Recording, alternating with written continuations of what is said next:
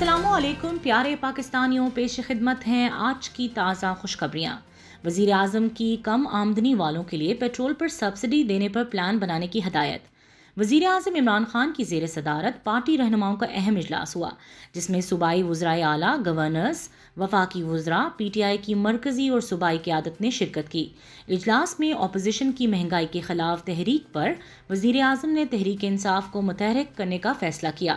اجلاس میں ملک میں مہنگائی کی کمی سے متعلق تجاویز پر مشاورت بھی کی گئی اور ڈینگی کی وبا سے نمٹنے کے لیے حکومتی اقدامات پر بھی بات چیت ہوئی۔ انتخابی اصلاحات کے معاملے پر بھی تبادلہ خیال کیا گیا۔ وزیر اعظم نے اجلاس سے خطاب کرتے ہوئے کم آمدنی والوں کے لیے پیٹرول پر سبسڈی دینے پر پلان بنانے کی ہدایت کی، جبکہ موٹر سائیکل، رکشہ اور عوامی سواری کو سبسڈائز ریٹ پر پیٹرول دینے کا پلان پیش کرنے کی بھی ہدایت کی۔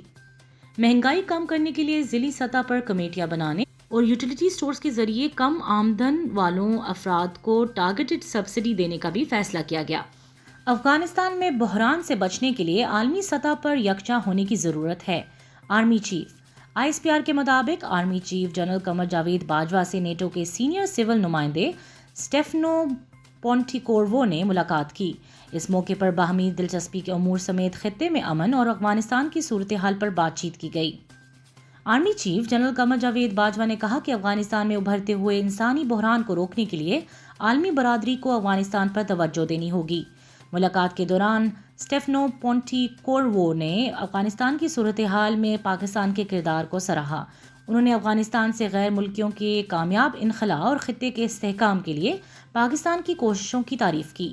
نیٹو نمائندے نے افغانستان کے معاملے پر نیٹو ممالک کے پاکستان کے ساتھ روابط اور تعاون بڑھانے کی یقین دہانی کرائی۔ افغانستان کی امداد کے لیے عالمی برادری اپنی کوششیں تیز کرے۔ پاکستانی سفیر افغانستان کے لیے پاکستان کے نمائندے خصوصی سفیر محمد صادق نے افغانستان میں انسانی بنیادوں پر امداد کی فراہمی پر زور دیتے ہوئے کہا ہے کہ عالمی برادری اس حوالے سے اپنی کوششوں کو مزید تیز کرے۔ روس کے دارالحکومت ماسکو میں افغانستان کے حوالے سے ہونے والے مذاکرات کے تیسرے سیشن کے بعد پاکستان کے نمائندہ خصوصی محمد صادق کی جانب سے جاری بیان کے مطابق انہوں نے عالمی برادری سے افغانستان کو امداد کی فراہمی پر زور دیا۔ بیان کے مطابق انہوں نے کہا کہ ان برسوں کے بعد افغانستان کی عوام کو امن، ترقی اور استحکام کی ضرورت ہے اور وہ اس کے مستحق ہیں اور عالمی برادری ان کو اس راستے پر چلنے کے لیے مدد کرے۔ محمد صادق نے طالبان سمیت دیگر شرکاء تک یہ پیغام پہنچایا کہ افغانستان میں امن سے پورے خطے میں استحکام، محفوظ سرحدیں، رابطہ کاری میں اضافہ، مہاجرین کی واپسی اور دہشت گردی کی انسداد کے لیے فائدہ ہوگا۔ بیان میں کہا گیا کہ پاکستانی نمائندے نے زور دیا کہ افغانستان کی امداد اور معاشی تعاون جاری رکھنا انسانی بحران سے بچنے اور جنگ زدہ ملک کو مالی بحران سے نکالنے کے لیے ضروری ہے۔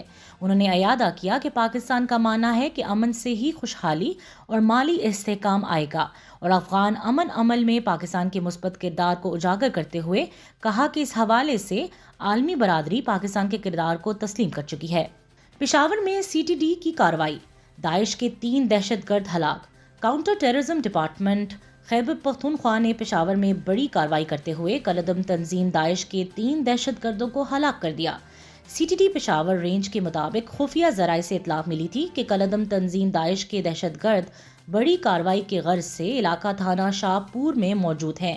مصدقہ اطلاعات پر سی ٹی ڈی کے اسپیشل چھاپہ مار ٹیم نے علاقہ شاہ پور میں انٹیلیجنس بیسڈ آپریشن شروع کیا۔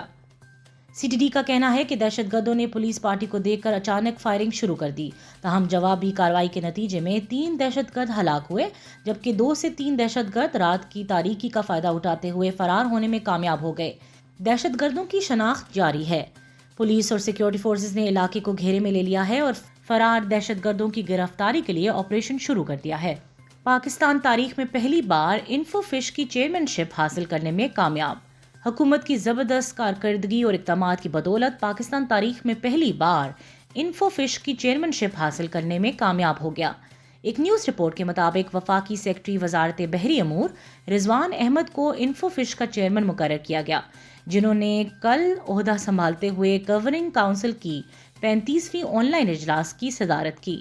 اجلاس میں وفاقی وزیر برائے بحری امور علی زیدی نے بطور مہمان خصوصی شرکت کی، جبکہ Sri Lanka, Thai land, Philippines, بنگلہ دیش، فجی، ملائیشیا، مالدیو، ایران سمیت ورلڈ فش سینٹر اور NACA نمائندگان نے بھی شرکت کی۔ وفاقی وزیر علی زیدی نے گورننگ کونسل کی 35ویں ورچوئل اجلاس سے خطاب کرتے ہوئے کہا کہ انفوفش کی کامیاب 35 سال مکمل ہونے پر خوشی ہے۔ انفوفش ماہی گیری کے ساتھ آبی زراعت، ماحولیات، مشاورت پر بھی کام کر رہا ہے۔ انہوں نے کہا کہ وزارت بحری امور نے اسٹیک ہولڈرز کی مشاورت سے پیش رفت کی ہے۔ فشنگ کو عالمی معیار کے مطابق لانے کے لیے پالیسی تشکیل دی جا رہی ہے۔ عمرہ زائرین کے لیے زبردست خوشخبری، اہم شرط ختم۔ حرمین شریفین انتظامیہ نے ایک عمرہ ادائیگی کی شرط ختم کر دی۔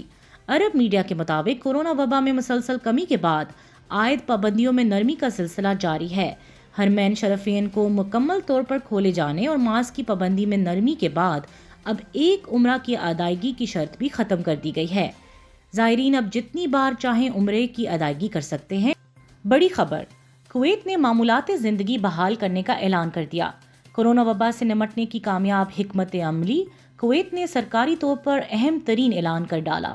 تفصیلات کے مطابق تقریباً 2 سال کے لمبے عرصے کے بعد کویت میں معمولات زندگی بحال کرنے کا سرکاری طور پر اعلان کر دیا گیا ہے۔ حکومت کے سرکاری ترجمان طارق المظم نے یہ اعلان وزراء کونسل نے ایک غیر معمولی اجلاس کے بعد کیا۔ ماورا حسین انسٹاگرام پر چھا گئی۔ پاکستان شوبز انڈسٹری کی معروف اداکارہ ماورا حسین کی مقبولیت میں روز بروز اضافہ ہوتا چلا جا رہا ہے، جس کی اہم وجہ ان کا اپنے مداحوں کے ساتھ سوشل میڈیا پر رابطے میں رہنا ہے۔